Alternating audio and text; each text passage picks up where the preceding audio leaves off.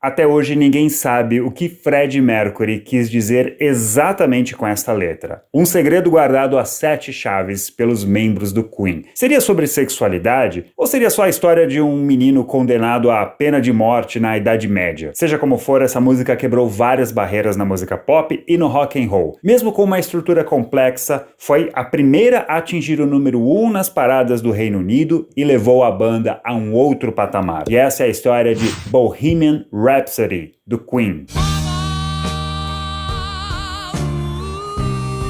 Essa música foi escolhida pelos membros do canal. Todos os meses eles escolhem uma canção internacional para ganhar história por aqui. Se você também quer votar, é só se tornar membro, o botão tá lá embaixo. A contribuição é de menos de R$10 por mês. Bohemian Rhapsody não é só um marco do que foi o Queen, mas também foi uma faixa muito importante na carreira da banda. Mesmo sendo uma canção não convencional, de duração longa, em que a gravadora não acreditava. Ela tem variações rítmicas e instrumentais, um trecho que emula uma ópera mesmo, mas deixa eu começar traduzindo esse título. Em português seria Rapsódia Boêmia. Lá pra frente eu vou explicar o que é uma rapsódia. Essa foi a penúltima faixa do lado B do disco A Night at the Opera, Uma Noite na Ópera, o quarto do Queen, lançado em 75. Só um breve histórico da banda até esse ponto. O Queen surge em Londres quando Brian May, formado em astronomia infravermelha, recrutou Roger Taylor para sua banda, que se chamava Smile. Um estudante de design adorava os caras. Farrokh Bulsara, de ascendência indiana e nascido na Tanzânia, duas ex-colônias inglesas. Farrokh queria ser vocalista do Smile, mas esse posto já estava ocupado por Tim Staffel. Mas aí o Tim pulou fora em 70, abrindo vaga para aquele africano com cara de indiano e nacionalidade inglesa. Os baixistas mudaram até 71, quando entrou John Deacon. Farrokh já tinha o apelido de Freddie e ele adicionou o Mercury, inspirado numa letra que ele mesmo escreveu. Eles estavam numa condição de músicos pobrinhos até aquele ponto, presos num contrato bem desvantajoso com uma gravadora pequena, mesmo já fazendo um certo sucesso, até eles contratarem o mesmo empresário do Elton John, John Reid. E esse empresário falou para eles: deixa que eu cuido da carreira de vocês. Façam o melhor disco que vocês puderem. A maior parte das músicas do A Night at the Opera foi feita no estúdio, mas Bohemian Rhapsody já tinha começado a ser escrita há muito tempo pelo seu único autor, Freddie Mercury. Bohemian Rhapsody, it was basically like 3 songs that I wanted to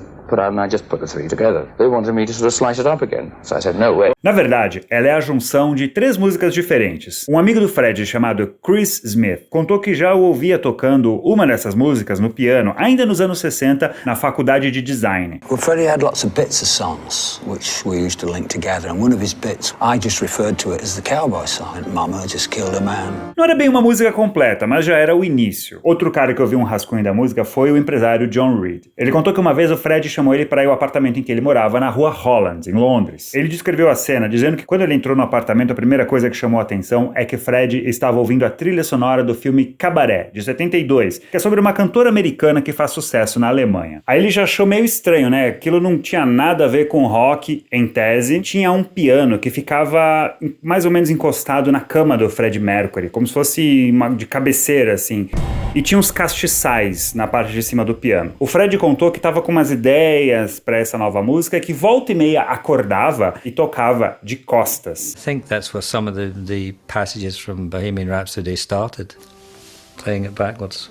Bom, mas aí na metade de 75 Queen foi fazer o disco novo. Eles passaram um mês ensaiando num estúdio e lá Fred apresentou a música aos colegas. Para eles, principalmente Deacon e Taylor, no começo aquilo pareceu um pouco confuso, mas o Queen era uma banda muito pretensiosa e qualquer ideia de uma música grandiosa iria soar bem. Depois dessa temporada de ensaios, eles foram pro Rockfield Studios, no país de Gales. Era comum naqueles tempos as bandas procurarem lugares mais isolados, especialmente lá no Reino Unido. A gravação de Bohemian Rhapsody começou no dia 24 de agosto de 1975 e foi uma coisa insana. É muito detalhe, vozes, instrumentos e a tecnologia da época só permitia utilizar 24 canais. Então essa música teve que ser meticulosamente planejada, porque há muito mais de 24 coisas acontecendo. A coisa funcionou mais ou menos assim. Naquele começo, as vozes todas são cantadas apenas pelo Freddie Mercury, embora no clipe apareçam todos cantando. Aliás, mais pra frente eu vou falar sobre o clipe. Aí entram os instrumentos e essa base foi gravada ao vivo. Foi a primeira coisa que eles fizeram. Fred no piano, Roger Taylor na bateria, John Deacon no contrabaixo, o Brian May entra mais pra frente ali com a guitarra. Eles não gravaram o piano do Fred numa sala separada, porque a banda queria estar interagindo. Eles chegaram a colocar uns biombos assim em volta, porque o som da bateria acaba vazando nos microfones do piano, mas a banda não se preocupou com isso. Aliás, eles estavam usando um piano da marca Bechstein, e dizem que foi o mesmo de Hey Jude, dos Beatles, mas não há comprovação. O solo de guitarra do Brian May, que foi feito com a tradicional guitarra desenhada por ele e pelo pai dele na adolescência do Brian, não foi gravado nessa sessão, foi feito depois. Mas a questão é que foi difícil gravar essa base porque as vozes não estavam sendo gravadas ao mesmo tempo. E toda aquela parte da ópera, a banda tinha que imaginar o que é que estava sendo cantado. E tudo estava na cabeça do Fred. Então eles contam que durante a gravação desse trecho da ópera, ele ficava meio que regendo assim com as mãos pro Roger e o John não se perderem. Eles não gravaram essa base de primeira. A emissora britânica BBC divulgou em 2004, por exemplo, um trechinho em que o Fred erra ali no piano.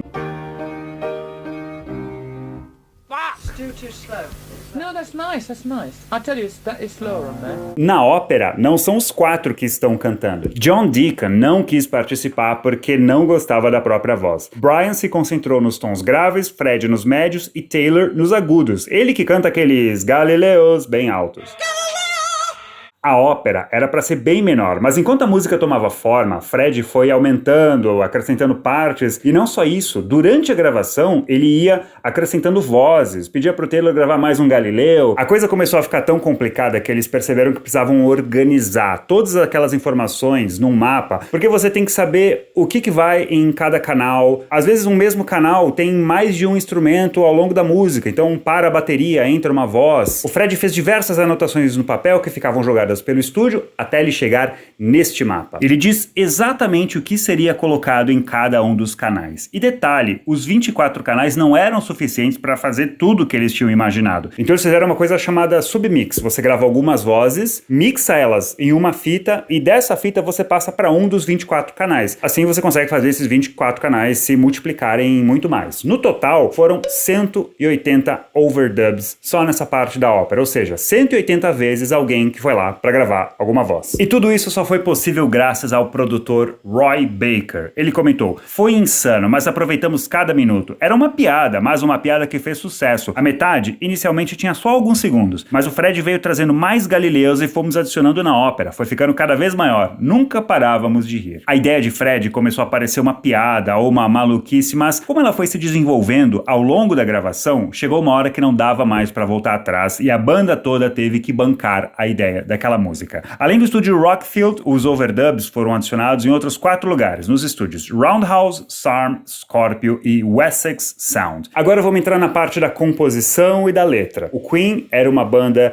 que até esse momento estava fundamentada em 2 estilos, heavy metal tradicional e o rock progressivo. E o progressivo tem como característica composições não convencionais. Muitas vezes elas não têm refrão, como é o caso dessa música, o tempo e o ritmo variam e também tem uma mistura de música popular e erudita, nesse caso, entre o rock e a ópera. A boemia é um comportamento associado a pessoas que não seguem determinadas regras do convívio social, gente que faz muita festa, que vai dormir muito tarde. O boêmio é o personagem da canção. Rapsódia é um termo muito antigo, mas nesse caso está se referindo a um estilo musical com muito improviso e normalmente com diversas partes que não necessariamente estão relacionadas. Agora, vamos dar uma olhada na letra e perceber como ela também imita uma ópera. Você ouvindo essa música é como se você estivesse sentado vendo uma apresentação. Será isso a vida real? Seria apenas fantasia? Pego num deslizamento, não tem como fugir da realidade. Abra seus olhos, olhe para os céus e veja. É como se as cortinas do espetáculo estivessem se abrindo e aí entra o personagem principal. Sou apenas um rapaz pobre, não preciso de compaixão, porque eu venho fácil, vou fácil, um pouco alto, um pouco baixo. Não importa de onde o vento sopre, não importa pra mim. Mamãe, eu matei um homem, coloquei uma arma na sua cabeça, puxei o gatilho e ele morreu. Mamãe, a vida tinha recém começado, mas agora vou ter que jogar tudo fora. Ou seja, é alguém muito jovem, né? Um menino. Mamãe, não queria te fazer chorar. Se eu não voltar voltar amanhã, siga em frente, como se nada importasse. Aí ele foi condenado à pena de morte. Já é tarde, minha hora chegou, sinto arrepios na espinha, meu corpo dói o tempo todo. Ele deve ter sido espancado, né? Adeus para todos, tenho que ir, tenho que deixá-los para encarar a verdade. Mamãe, eu não quero morrer, às vezes desejo nunca ter nascido. Quando entra a parte da ópera, o personagem tá pra ser morto, e aí é como se aparecessem duas galeras, uma querendo que ele seja morto e outra querendo defender o menino. Eu vejo uma pequena silhueta de um homem, ou seja, alguém olhando pra esse menino, né? Scaramouche, Scaramouche, você vai dançar o fandango? Scaramouche é um tipo de palhaço do século XVI e fandango é uma dança ibérica. Então, seria tipo eles falando, dança aí, moleque, pra não morrer. Raios e trovões me assustam bastante. Galileu, Galileu, Galileu, Figaro Magnífico. Galileu Galilei foi um astrônomo italiano condenado pela Inquisição Romana à prisão domiciliar. Fígaro é um personagem da ópera O Barbeiro de Sevilha, um cara mentiroso e engraçado. Mas eu sou só um rapaz pobre, ninguém me ama. Aí eles gritam em coro, ele é só um rapaz pobre, de uma família pobre, poupem a vida dele dessa monstruosidade. Volta pro menino, venho rápido, vou rápido. Vocês vão me deixar ir? Bismillah, não vamos te deixar ir. Aí o outro grupo responde, deixem-no ir. Bismillah é uma das expressões mais importantes no Islã. Seria algo como, em nome de Deus. Mamma mia, deixem-me ir. Beelzebub tem um demônio reservado para mim, para mim, para mim. Beelzebub é um termo bem antigo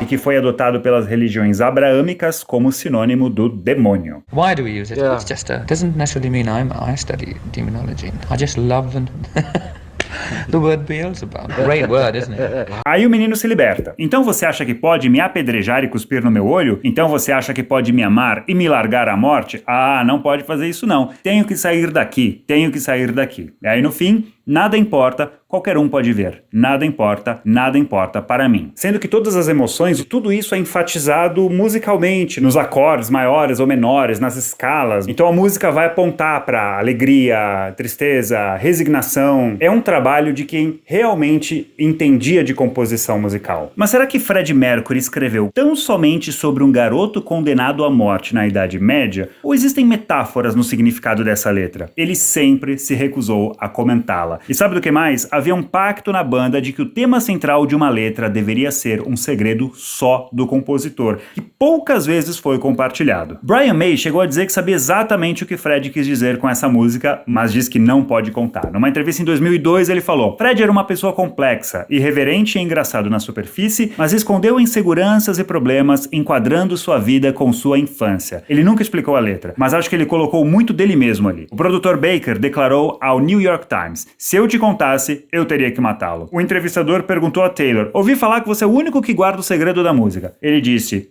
I think it's fairly self-explanatory. There's just a bit of nonsense in the middle. Entre as teses defendidas sobre essa letra estão a de que o menino na verdade é um assassino que está sendo assombrado por demônios, de que ela é inspirada num livro do Albert Camus sobre um jovem que tem uma epifania antes de ser morto, uma revelação. Na vida pessoal, Fred ainda vivia com Mary Austin, com quem ele teve um relacionamento, mas ele tinha recém-iniciado seu primeiro romance com outro homem. Por isso, há quem defenda que a mãe na música representa Mary. O homem morto seria aquele com quem Fred estava se relacionando, e Fred estaria anunciando nessa letra sua homoafetividade, além de estar lidando com os julgamentos da sociedade, as pessoas que o condenavam e aquelas que o apoiavam. Quando A Night at the Opera foi lançado, a banda teve que escolher uma música para ser o primeiro single, e adivinha qual que eles escolheram? Bohemian Rhapsody. A gravadora fez de tudo para os caras mudarem de ideia, disse que ela era muito longa, que não ia tocar nas rádios. Tem uma história de que o John Reid tocou pro Elton John, e ele teria dito: vocês estão malucos. O cara que peitou essa parada foi o radialista Kenny Everett. Ele começou tocando partes da música. Depois ele tocou 14 vezes em 2 dias no programa dele na Rádio Capital. Começou a aparecer gente nas lojas procurando o single, que nem tinha sido lançado ainda. Aí um cara de uma emissora de rádios americanas ouviu no Reino Unido, conseguiu uma cópia, levou para os Estados Unidos, a música também começou a tocar lá, e o single acabou sendo lançado dos 2 lados do Atlântico. No Natal de 75, essa era a faixa número 1 no Reino Unido,